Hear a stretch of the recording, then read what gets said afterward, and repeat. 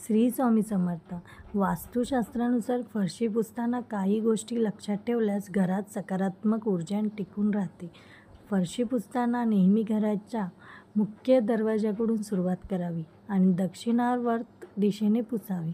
तसेच पाण्यात सैंधव, मीठ किंवा लिंबाचा रस टाकावा, म्हणजेच जाडे मीठ.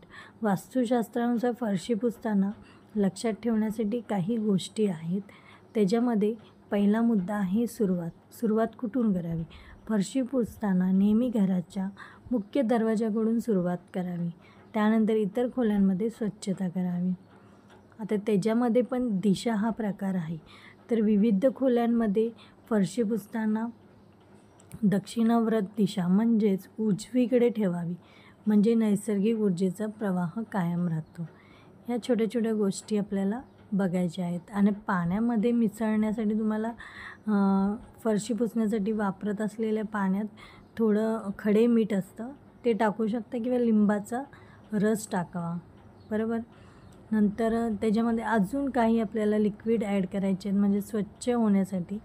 तर फरशी स्वच्छ करण्यासाठी व्हिनेगर, बेकिंग सोडा, डिशवॉश लिक्विडचा वापर करू शकता.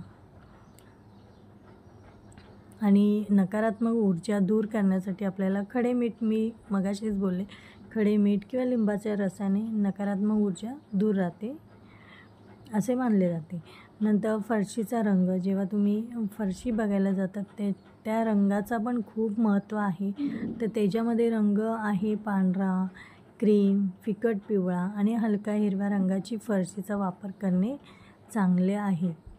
कारण हे रंग शांत आणि सकारात्मकताची भावना निर्माण करतात. त्यासाठी घर घेताना, फरशी घेताना खूप काळजीपूर्वक आपल्याला वास्तुशास्त्रानुसार जावं लागतं. नैसर्गिक साहित्य, फरशीसाठी नैसर्गिक म्हणजे मार्बलचा वापर करणे चांगले मानले जाते. तर मार्बलची फरशी पाहिजे.